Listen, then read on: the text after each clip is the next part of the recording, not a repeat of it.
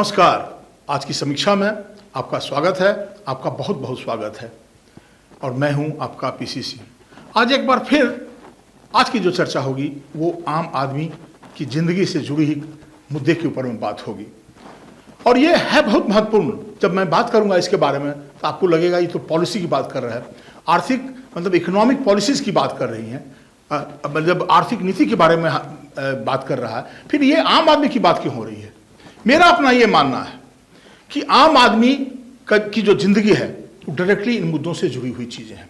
अभी 2 दिन पहले हिंदुस्तान के बल्कि दुनिया के एक बहुत ही प्रभावशाली अर्थशास्त्री जिनका नाम रघुराम राजन है, और वो यहाँ पे आरबीआई के गवर्नर भी रह चुके हैं 2013 से। उस जमाने में कांग्रेस की सरकार थी और 2016 तब तक नरेंद्र मोदी प्रधानमंत्री बन के आ गए थे।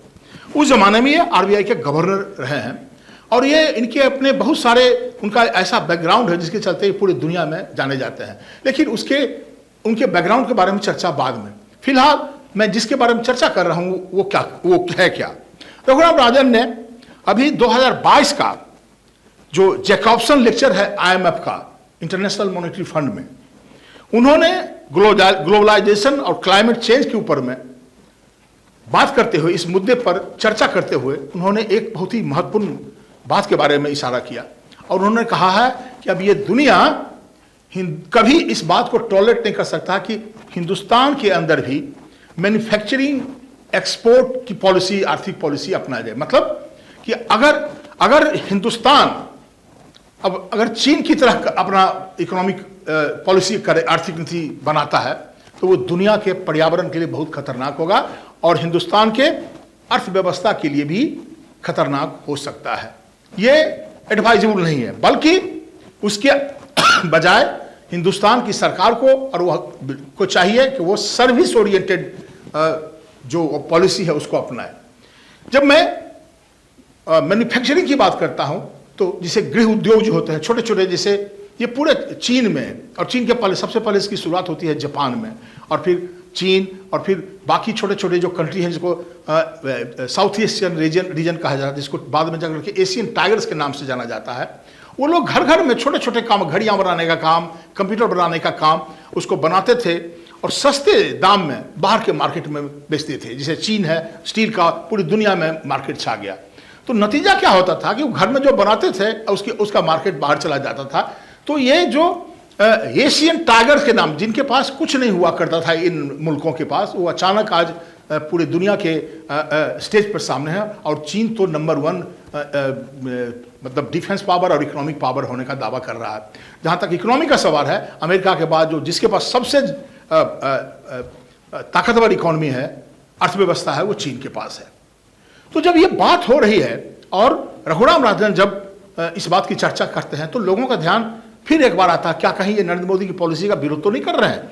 इसलिए कि प्रधानमंत्री का जो बहुत ही फेमस अभी प्रोग्राम है जो उन्होंने लॉन्च किया है, जो कि PLI के नाम से जाना जाता है, प्रोडक्शन लिंक्ड इनिशिएटिव। मतलब जहां पे जिस चीज का हब है प्रोडक्शन का, उसको प्रमोट कीजिए, सरकार उसको फैसिलिटीज दे और वहां जितना प्रोडक्शन हो उसको हम एक्सपोर्ट करें। जो सबसे बड़ी इंपॉर्टेंट बात यह है कि जब पूरा लेख को मैंने स्पीच को सुना तो मुझे लगा कि ये चीज तो कुछ और कह रहा है। बेसिकली रघुराम राजन जो बात कर रहे थे वो ग्लोबलाइजेशन और क्लाइमेट चेंज के ऊपर में कर रहे थे। और उनका मुख्य इंफेसिस ये था कि हम चाहे जितना भी प्रोटेक्शनिज्म की बात करें अपनी बात करें, लेकिन ग्लोबलाइजेशन से हम मुकर नहीं सकते हैं। ग्लोबलाइजेशन ये सच्चाई है और अगर ग्लोबलाइजेशन को हम रोकते हैं तो हम क्लाइमेट चेंज क्लाइमेट चेंज जो ये डिटोरिएशन हो रहा है उस पर मेरा कोई अधिकार नहीं रह जाएगा। तो उनका कहने का मतलब ये था कि पर्यावरण में जो डिटोरिएशन हो रहा है उसको रोकने के लिए ग्लोबलाइजेशन का होना, ट्रेड और सर्विसेज में लिबरल पॉलिसी, बाउंड्री किसी तरह का नहीं हो, इसका होना बहुत ही आवश्यक है। और इसी संदर्भ में उन्होंने हिंदुस्तान का चर्चा किया और उन्होंने कहा कि और पहले भी उन्होंने इस बात की वकालत करी है कि जो हम ट्रेड और सर्विसेज ओरिएंटेड पॉलिसीज की बात कर रहे हैं हिंदुस्तान जैसे मुल्क के लिए, जहां पर कि चीप लेबर है और जनसंख्या ज़्यादा है, यहाँ पे बड़ा मुल्क है, तो वहाँ पे इस पे जोर देना चाहिए। इसलिए कि यहाँ पे लोग ऑलरेडी कई चीज़ों में बहुत आगे हैं, जैसे मेडिकल प्रोफेशन में आप पूरी दुनिया में चले जाइए, आपको इंडियन डॉक्टर्स मिलेंगे। कंप्यूटर के फील्ड में, इसमें हमारी अपनी पहचान है। टेक्नोलॉजी में सॉफ्टवेयर टेक्निक्स जिसको कहते हैं, तो इन चीज़ों को बढ़ाएं तो उससे हमको फ़ायदा होगा। इस तरह की जो हरकतें हैं, इस तरह का जो एक्टिविटीज़ है, जो सर्विसेज से रिलेटेड है, टूरिज्म है, ट्रांसपोर्टेशन है, इसमें इन्वायरमेंट को कम क्षति होता है बनस्पत ऐसे एक्टिविटीज़ में जो मैन्युफैक्चरिंग का काम हो रहा है, इंडस्ट्री का काम हो रहा है। तो हम 78 में चैनल शुरू किया तो हम बहुत आगे आ रहे हैं। अब जो सबसे बात जिसको कह के मैं आपको समाप्त करने का कोशिश करूंगा, उन्होंने कहा कि देखिए सीधी सी बात है कि पर्यावरण को समझने के लिए और उसको सुधारने के लिए दो ही उपाय है, या तो मिटिगेशन मतलब उसको जो पर्यावरण को हम इंडस्ट्री डेवलपमेंट करके जो क्षति कर रहे हैं उसको कम करें, या अगर मेरा कोई कंट्रोल नहीं रह जाता है तो उसके साथ हम एडजस्ट करने का कोशिश करें, और नहीं तो फिर माइग्रेशन।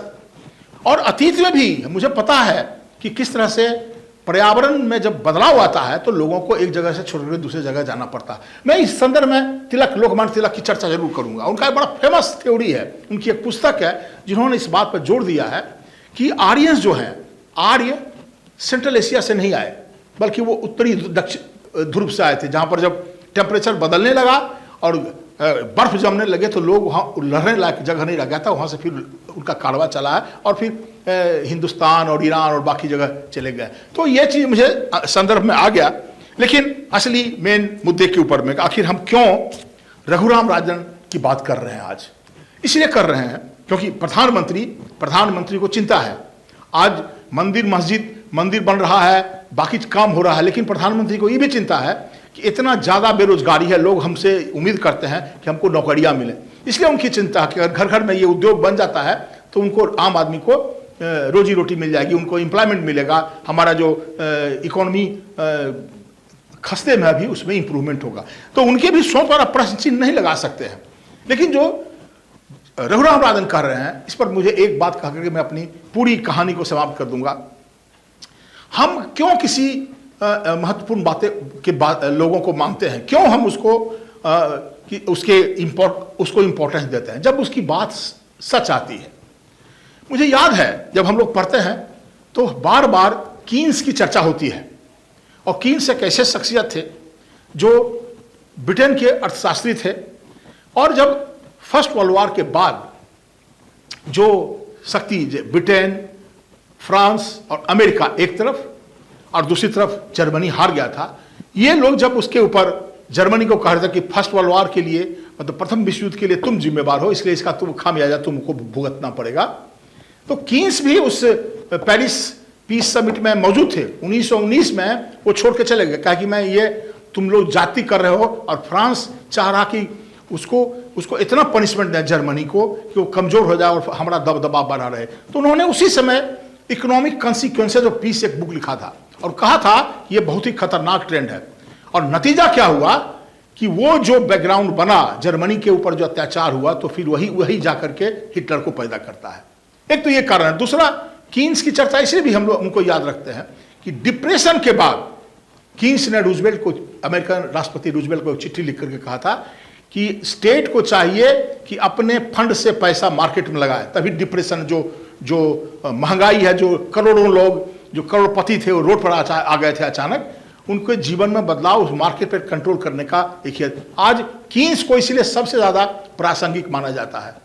तो रही, मैं ये कीन्स की चर्चा क्यों कर रहा हूं, इसलिए कर रहा हूं कि रघुराम राजन की भी कुछ खासियत है।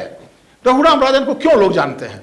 रघुराम राजन इसलिए जाना जाते हैं कि जब 2008 में जो ग्लोबल डिप्रेशन हुआ था, उन्होंने इसके पहले में सतर्क किया था। उनका स्टेटमेंट था, जिस तरह से फिनेंशियल पॉलिसीज आ रहा है तो ये लगता है कि बड़ा खतरनाक होगा वर्ल्ड के लिए। अल्टीमेटली 2008 में जब डिप्रेशन आया तो लोगों ने रियलाइज किया कि रघुराम राजन की जो प्रेडिक्शन था वो सही है। और खास करके तब जब वो प्रेडिक्शन इस तरह से कर रहे थे तो दुनिया के बहुत नामी अर्थशास्त्री लैरी समनर जैसे लोगों ने कहा कि नहीं, इसमें इनके आर्गुमेंट में बहुत ज़्यादा दम नहीं है। एक तो ये कहानी है। दूसरी कहानी है, आपको याद होगा रघुराम राजन को जब कांग्रेस ने लाया तो उसमें बहुत महंगाई का था, आते ही उन्होंने उसको कंट्रोल कर लिया था। और तीसरा जिसको कि मैं रघुराम राजन और अरविंद सुब्रमण्यम का जो IMF एडवेंचरिज्म कहता हूं, जब वो दोनों रघुराम राजन और अरविंद सुब्रमण्यम IMF में काम कर रहे थे तो उन्होंने, IMF क्या होता है, वो एड देती है, लोगों को आर्थिक सहायता देती है, मुल्कों को अपनी आर्थिक मतलब जो गड़बड़ियां हैं उससे उबरने के लिए, जैसे अभी श्रीलंका, पाकिस्तान सब उसको अप्रोच कर रहा है, हम लोगों ने भी उससे मदद लिया था। तो उन्होंने उस संस्थान में रहते हुए एक लेख लिखा था कि ये जो IMF जैसे संस्थान जो छोटे गरीब मुल्कों को आर्थिक सहायता कर रहे हैं डेवलपमेंट के लिए, वो उसका असर उल्टा हो रहा है और उन पर उनका काफी मतलब उनका क्लास लिया गया था। तो जो रघुराम राजन की चर्चा इसलिए कहता हूं कि जो सच बोलने वाला व्यक्ति है, जो कह रहा है, कई बार जो उसने कहा है वो सच हो गया। इसलिए आप इस पर सोचिएगा। और मैं ये नहीं कह रहा हूं कि प्रधानमंत्री का जो डिसीजन गलत है, लेकिन ये बहुत ही महत्वपूर्ण इनका ऑब्जेक्शन है। ये जो सवाल उठा रहे हैं रघुराम राजन, इस पे चिंता करने की बात है। आज दुनिया का सबसे महत्वपूर्ण मुद्दा क्या है? पर्यावरण। और उन्होंने साफ कहा है कि अगर आप ग्लोबलाइजेशन को रोकिएगा और अगर आप सर्विसेज और ट्रेड को, अगर पर्यावरण पर यहाँ पर कंट्रोल नहीं होगा तो हम अब हमारे पास कुछ भी नहीं बचा हुआ है। आप मानव सभ्यता का ये बहुत बड़ा जो मुकाम है, आज यही पर आकर रुक गया कि हमको सबसे पहले जो सबसे महत्वपूर्ण मुद्दा है, जिसकी लड़ाई है, पर्यावरण को रोकने में, पर्यावरण को बिगड़ने से रोकने में है। तो इन्हीं कुछ मुद्दों के साथ आज मैं इजाज़त लेता हूं और फिर अब आपसे कल मिलूंगा, तो हम किसी नए मुद्दे के साथ। धन्यवाद।